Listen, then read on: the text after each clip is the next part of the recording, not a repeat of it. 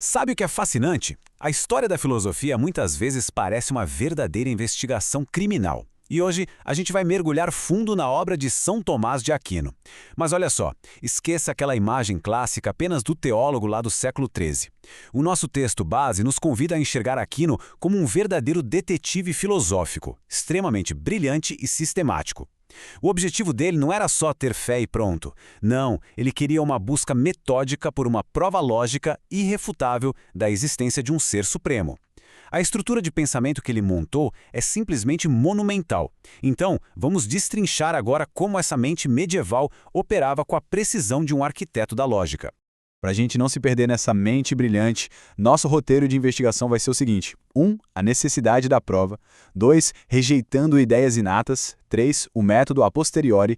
4. As 5 vias. 5. O coração do argumento.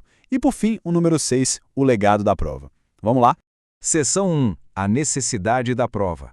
Afinal, por que provar a existência de Deus? Bom, para nossa sociedade moderna, o ateísmo é algo super familiar. Então, exigir provas parece o caminho mais natural, certo? Mas Aquino vivia em um mundo onde a crença era a norma absoluta. Quase ninguém questionava isso. Mesmo assim, ele batia na tecla de que a existência de Deus não era algo simplesmente evidente por si mesmo para nós, humanos. Para ele, não era uma verdade tão óbvia que dispensasse explicações. Muito pelo contrário, exigia uma prova rigorosa, lógica e muito bem estruturada. Seção 2. Rejeitando ideias inatas. É a hora de limpar o terreno. Agora, o que é bem interessante aqui é esse conceito de conhecimento a priori, que é aquele conhecimento que não precisa de nenhuma experiência empírica, que a gente meio que já sabe de antemão. Pois é, Aquino argumentava que o intelecto humano é simplesmente fraco demais para possuir esse tipo de conhecimento direto sobre a natureza de Deus. Ou seja, nós não nascemos com um download intuitivo que nos permita pular a etapa de observar e raciocinar. Isso ilustra perfeitamente como Aquino agia como um juiz filosófico totalmente imparcial. Ele pegou o famoso argumento ontológico de Santo Anselmo, que dizia basicamente o seguinte: Deus é o maior ser concebível. Existir na realidade é maior do que existir só na mente. Logo, Deus tem que existir. Sabe o que Aquino fez? Rejeitou isso categoricamente. A lógica dele dita que a gente não pode simplesmente dar um salto mágico de uma ideia perfeitinha dentro da nossa cabeça para uma realidade física concreta. A existência de algo não pode ser deduzida apenas de um conceito. Faz sentido, né? Seção 3. O método a posteriori, onde a observação entra em cena. Então, o grande pulo do gato é que Aquino acreditava firmemente que qualquer investigação tem que começar com as evidências físicas que estão bem aqui, ao nosso redor. Esse método a posteriori parte justamente dos objetos sensíveis e dos efeitos que a gente consegue ver no universo. E aí, a partir deles, a gente faz o caminho inverso, passo a passo, para tentar encontrar a causa original de tudo. É literalmente aquela clássica investigação de observar as pistas deixadas na cena do crime e deduzir o que causou tudo aquilo. Seção 4. As 5 vias. Os argumentos em ação. E aqui estão as famosíssimas 5 vias, ou os 5 argumentos que Aquino montou. É incrível notar como elas categorizam de forma muito lógica os diferentes efeitos físicos do universo para rastreá-los até uma origem única. Ele não se apoia em uma coisa só, ele analisa o movimento, as causas eficientes, a contingência das coisas, os graus de perfeição e, por fim, a teleologia, que é o propósito.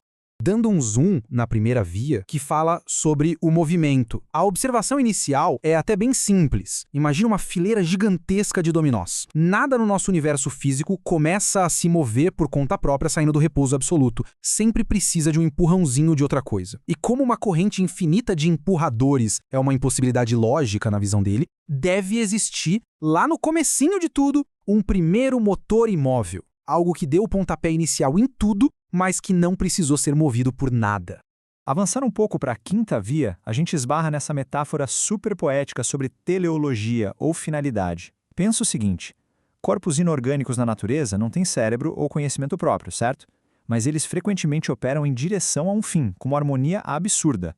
A conclusão de Aquino é que, se objetos sem inteligência conseguem atingir um objetivo tão organizado, eles só podem estar sendo direcionados por uma inteligência maior.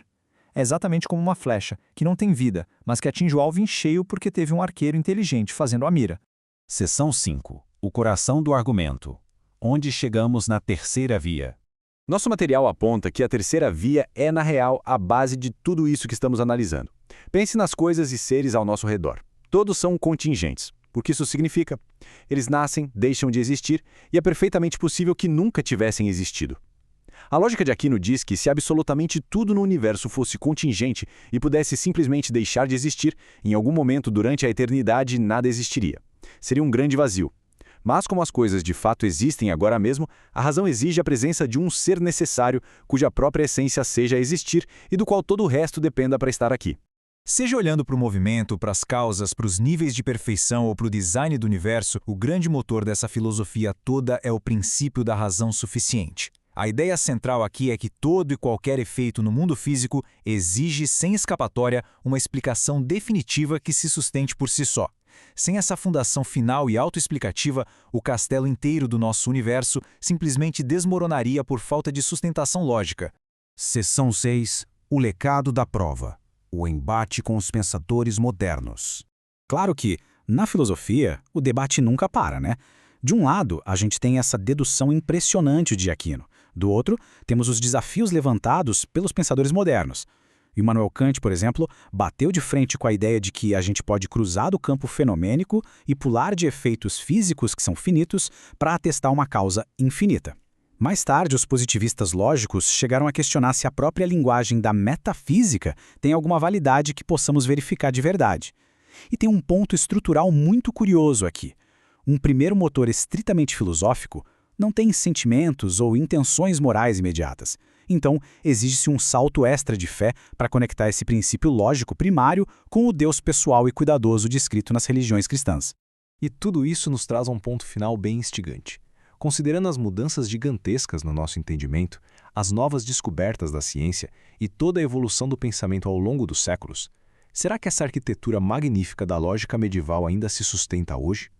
Será que o detetive filosófico lá do século XIII encontrou a pista definitiva que sobrevive ao tempo?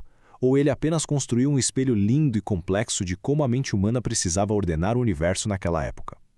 Essa nossa análise expõe as engrenagens dessa estrutura fenomenal, mas deixa para a gente a tarefa de decidir o seu verdadeiro alcance. Fica aí o convite para continuarmos explorando como essas ideias antigas ainda dialogam e muito com o nosso mundo atual. Um abraço e até a próxima.